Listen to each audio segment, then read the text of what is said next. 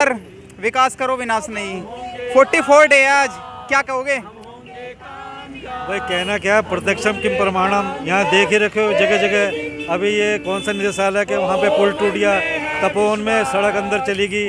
ये पेड़ की विज्ञान को अभी समझ नहीं रहे हैं और हमारा आंदोलन ये इसी तरह से चलता रहेगा ताकि मतलब ये सब लोग यहाँ पे जो है अच्छे से रह सके। मतलब जो दून की एक गरिमा है, जो यहाँ का वातावरण है, वो सब बना रहे। सर क्या कहोगे, आज इस तरीके से प्राकृतिक अपना रूप दिखा रही है, क्या कहोगे इसको लेकर? सर जैसे जैसे पेड़ कटते जा रहे हैं, प्रकृति अपना रूप दिखाएगी। जहाँ जहाँ ज़्यादा पेड़ हैं वहाँ देखो पानी के बहाव को पेड़ रोक लेते हैं, लेकिन जहाँ जहाँ भी आप ये दिख रहा है वहाँ पे पानी का बहाव ज़्यादा हो जाता है, इसलिए प्रकृति आपदा आ रही है वहाँ। सांस तभी ले पाओगे जब पेड़ों को बचाओगे, क्या कहोगे? क्योंकि पेड़ हमारे जीवन के लिए बहुत आवश्यक है। ऑक्सीजन यहीं से आता है। अगर हम पेड़ों को काट देंगे तो ऑक्सीजन कहाँ से लाएंगे? पेड़ कटते जा रहे हैं, लेकिन गवर्नमेंट इसका कोई दूसरा सॉल्यूशन नहीं ढूंढ रही है। हमें अगर डेवलपमेंट करना है तो एक क्योट है, development for one may be destruction for another. तो हमें इस बात का ध्यान देना चाहिए कि हम पेड़ काटें तो आने वाली जनरेशन को हम क्या दे रहे हैं, हम उनका भविष्य ख़त्म कर रहे हैं। तो हमें इस चीज़ का ध्यान देना चाहिए कि हम भविष्य उनका बचाएँ। और पेड़ अगर काटना है तो अगर एक कटता है तो उसके पहले 1000 पेड़ लगने चाहिए। चलिए, जिस तरीके से पेड़ों की रक्षा धरती की सुरक्षा, क्या मतलब है और क्या कहना चाहोगे? इसका मतलब ये है, अगर हम पेड़ बचाएंगे तभी हम धरती को ही बचा पाएंगे। अगर पेड़ नहीं होंगे तो धरती कहाँ से होगी? अगर पेड़ नहीं होंगे तो सांस कहाँ से हम लेंगे? अगर ज़्यादा कार्बन डाइऑक्साइड हो जाएगी तो उसको क्लीन करने के लिए सरकार तो कह रही है विकास कर रहे हैं। काहे का विकास? पेड़ काटकर कौन सा विकास होता है? अगर पेड़ काटेंगे तो विकास कहाँ से होगा? जिस जगह से चारों तरफ देखने के लिए मिल रहा है, एक माहौल देखने के लिए मिल रहा है। आईटी पार्क एक मल्टीनेशनल कंपनी, एक विकसित क्षेत्र कहा जाता है। यहाँ भी इस तरह का क्षेत्र मतलब माहौल देखने के लिए मिलता है, क्या कहना चाहोगे? यही मैं आज सुबह 6:30 बजे यहाँ पर आया और जो देखा कि यहाँ पर इतना सारे जो डिस्ट्रक्शन देखने को मिला, वो हमारे को दिखाता है कि हम नए डेवलपमेंट तो कर रहे हैं पर वो जो अभी हमारा एग्जिस्टिंग रोड है उसकी क्या स्थिति है वो नहीं मैनेज कर पा रहे हैं हम।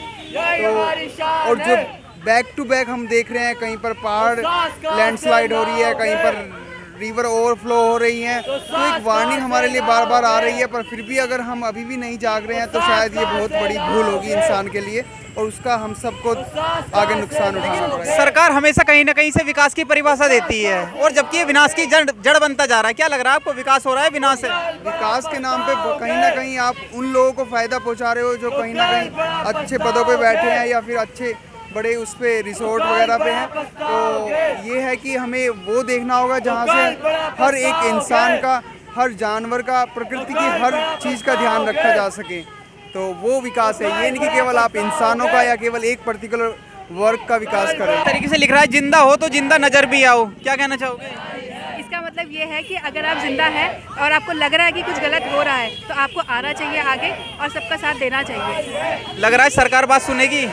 उम्मीद है, उम्मीद पे तो सब कुछ टिका हुआ है, तो हमें भी उम्मीद है कि सरकार सुनेगी और ज़रूर जागेगी। आईटी पार्क एक डेवलपमेंट क्षेत्र कहा जाता है, क्या देखने के लिए मिल रहा है आज ये सब? पल्ले ही पल्ले देखने को मिल रहा है और अभी तो ये शुरुआत है। अगर ये रुका नहीं तो हो सकता है इस आसपास के सब लोगों को ये पल्ले झेलना पड़े और हो सकता है कुछ लोगों की जान भी जाए, जैसे आज आपने कैनाल रोड पे भी देखा। सर कुछ लोग इसे बार बार क्यों विकास का नाम दे रहे हैं और ये पिरले जैसे आपने कहा, लेकिन चारों तरफ हमारी रोड बह रही हैं, पुल टूट रहे हैं, फिर भी सरकार क्यों सचेत नहीं हो रही? सर उज्जवल भाई, ये जो विकास का नाम दे रहे हैं ना, ये वो चंद मुट्ठी भर लोग हैं जिनको आपदा में भी अवसर दिखाई देता है। उनको पता है सड़कें टूटेंगी, पुल टूटेंगे तो उनके पास कॉन्ट्रैक्ट आएंगे, ये फिर बनाएंगे, ये सस्ता मटेरियल बनाएंगे, पेड़ों को काटेंगे ताकि वो मिट्टी तेजी से बहे और वो फिर से टूटे और ये फिर बनाए। और पैसा किसका जा रहा है? हम लोगों का, आप लोगों का, सबका पैसा जा रहा है। सरकार को जागना होगा, जनता जाग रही है, सरकार जितनी जल्दी जागेगी सरकार के लिए उतनी भलाई है। सर अभी जिस तरीके से माल देवता में भी आपदा देखने के लिए मिली, कुछ दिन तक मंत्री और नेता काफ़ी मतलब उनका रुझान काफ़ी तरफ, लेकिन आज भी जो परिवार है उनका सब कुछ अपना बह गया, लेकिन आज भी वो एक स्कूल में विस्थापित कर दिए गए हैं, अभी उन तक घर की कोई आशा नहीं है, क्या कहना चाहोगे आप?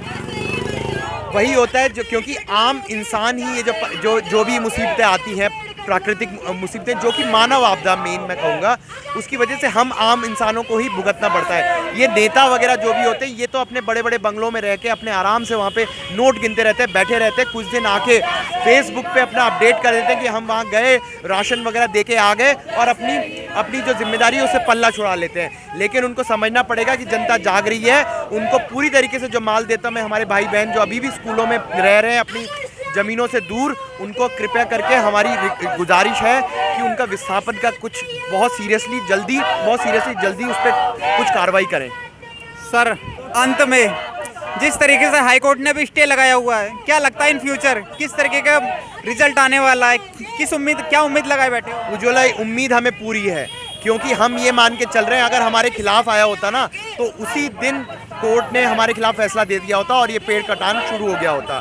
हमें पूरी उम्मीद है कि सरकार को समझाया जा रहा है कि आप अपनी फेस सेविंग एक्सरसाइज कुछ कर लो ताकि कल आपको जनता के सामने मुंह दिखाने लायक आप कुछ बचो, कि जनता ने आपको समझाया था कि मत करो, ये जितनी सड़कें टूट रही हैं इसी वजह से टूट रही हैं, आप पेड़ों का कटान कर रहे हो, मिट्टी बह रही है, उसकी वजह से हमारे पुल टूट रहे हैं, हमारी सड़क टूट रही है और हमारी जान माल का नुकसान हो रहा है। सर लेकिन कहीं ना कहीं मानवीय आपदा को सरकार प्राकृतिक आपदा में कन्वर्ट कर देती है ना, तो इसके पीछे क्या कारण लगता है? क्योंकि ये बहुत आसान है, क्योंकि आसान ये है कि अगर हमने उसको बोल दिया कि ये प्राकृतिक आपदा है तो जी हमारे हाथ में तो कुछ नहीं है, तो हमारे हाथ में कुछ नहीं है तो हम कुछ नहीं करेंगे।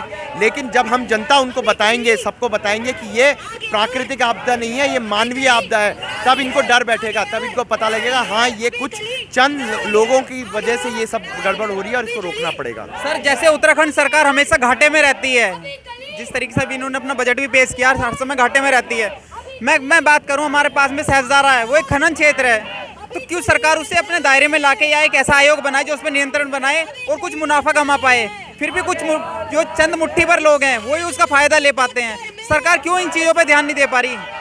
सरकार इसलिए फ़ायदा नहीं उठा पा रही क्योंकि हम जनता चुपचाप बैठी हुई है। जिस दिन जनता सड़क पे उतरेगी और सरकार से सवाल करेगी, सरकार वापस हमारे साथ खड़ी होगी और जो ये चंद मुट्ठी भर लोग जो बाहर से आके यहाँ पे बस के हमें लूटने का कार्य कर रहे हैं वो यहाँ से तुरंत भाग जाएंगे। तो जनता देख रही है, सरकार से निवेदन है कि सरकार जाग जाओ, धामी जी जाग जाओ, कहीं ऐसा ना हो कि जनता आपको बहुत तेज़ी से जगा दे। जिस तरीके से कहा जाता है नेता देश का पिता होता है, जैसे पिता खुद भूखा रहकर बच्चों के लिए खाने की व्यवस्था करता है, देश को पिता नहीं है। क्या लगता है जो ये हमारे वर्तमान में नेता ही अपने पिता का फर्ज निभा रहे हैं? बिल्कुल नहीं। आप सिर्फ यही नहीं जो पल्ले आया है इसलिए नहीं, आप नौकरियों में धांधलियाँ देख लीजिए। आप युवा के हाथ से आपने सब कुछ छीन लिया, उनके सपने छीन लिए, उनसे जीने की इच्छा छीन ली है, तो आप पिता कहाँ हैं? आप पिता नहीं हैं, आप खून पीते हुए एक दानव हैं जो आम इंसान का खून पी रहे हैं और वो खून पी के और आप बड़े होते जा रहे हो। लेकिन आपको ये ध्यान देना होगा, आपको ये समझना होगा कि ये जनता की सरकार है, ये डेमोक्रेसी है। जिस दिन जनता चाहेगी उस दिन आपको उखाड़ फेंकेगी।